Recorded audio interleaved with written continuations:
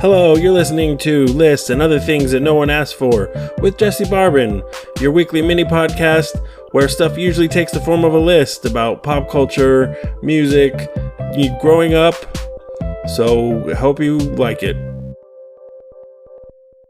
Have you all been watching TV this week? SNL when they Bargatze is pretty good. I don't like it when they repeat sketches with all the exact same beats, but that's what they did with the Washington sketch. But I do have a soft spot for old Nate, so I gave him a pass. Only Murders in the Building got a shot in the arm this week by having the totally stellar Melissa McCarthy on as Steve Martin's little sister. She crushes pretty much everything she's in, and it helped the show feel less smug and samey. And the comedy, at least for me, was firing on all cylinders for the first time all season. Murder in a Small Town also stepped it up. I think the reason for it is, and again, this is just my opinion, they sidelined the super tepid romance between the chief of police and that one lady from Smallville. It is easily the worst part of the show, as together these leads are largely chemistry-less. The actress from Castle was on there too, and she was making some weird choices with her voice, like talking extra low, and sort of maybe having an accent sometimes, but not always for some reason. But beyond that, the mystery was interesting, it moved quickly, and stuff actually happened. Quite an improvement. Abbott Elementary had its much-anticipated premiere, and my worries about it jumping the shark were somewhat alleviated, as this was a really funny episode. Janelle James continues to just crush it.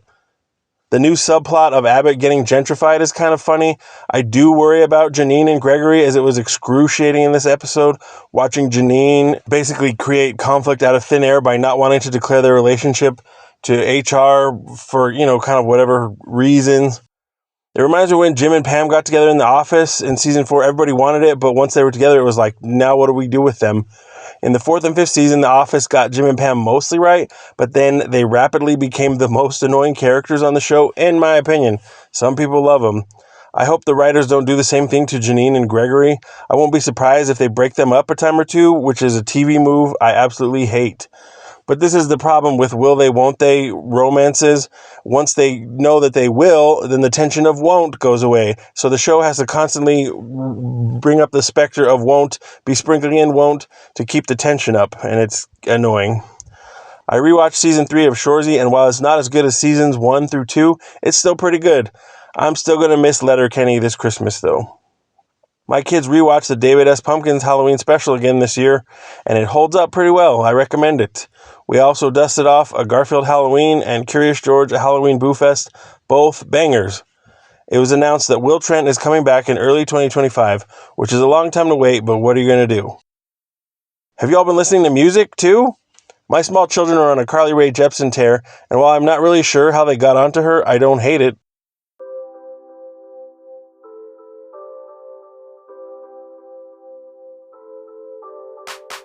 Thank you for listening. This has been Lists and Other Things That No One Asked For by Jesse Barbin. If you want to hang out with me, I'm at Jesse Barbin on all the things. Hope you have a good week.